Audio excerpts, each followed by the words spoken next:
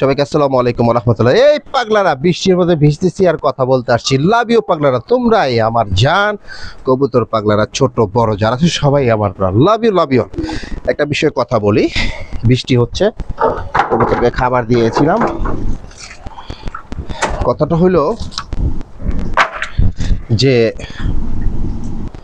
আজকে তো বৃষ্টি হয়েছে, আবহাওয়া মোটামুটি ভালো দেখা যাচ্ছে।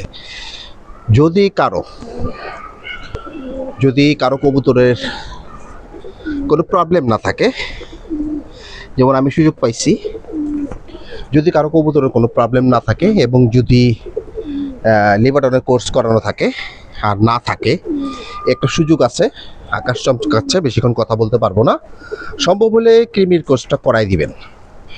এই যে আজকের যে আবহাওয়াটা, যাদের কৃমির কোর্স করানো নাই চাইলে কৃমির কোর্সটা, যেহেতু আবহাওয়াটা একটু ঠান্ডা বৃষ্টি হচ্ছে, চাইলে কৃমির কোর্সটা করাই দিন।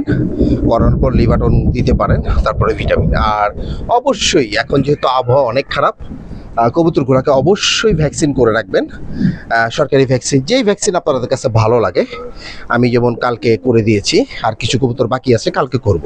আমি অনেক সময় কবুতর কিনি তো বেশি, এই জন্য আমার কিছু বাকি আছে, ওগুলো করে দিব। বৃষ্টি হচ্ছে, আবহাওয়া ভালো আছে।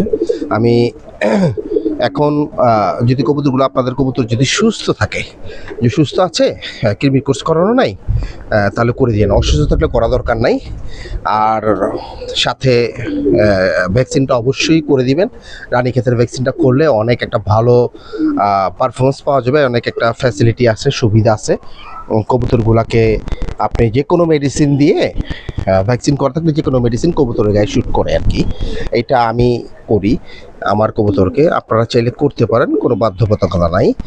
কেননা ভ্যাকসিন করা থাকলে একটা ভালো সাপোর্ট পাওয়া যায়। রানীক্ষেতের ভ্যাকসিনটা মূলত রানীক্ষেত, তারপরে সালমোনিনা, বিভিন্ন রকম ভ্যাকসিন আছে, তবে রানীক্ষেতটা করে রাখা ভালো।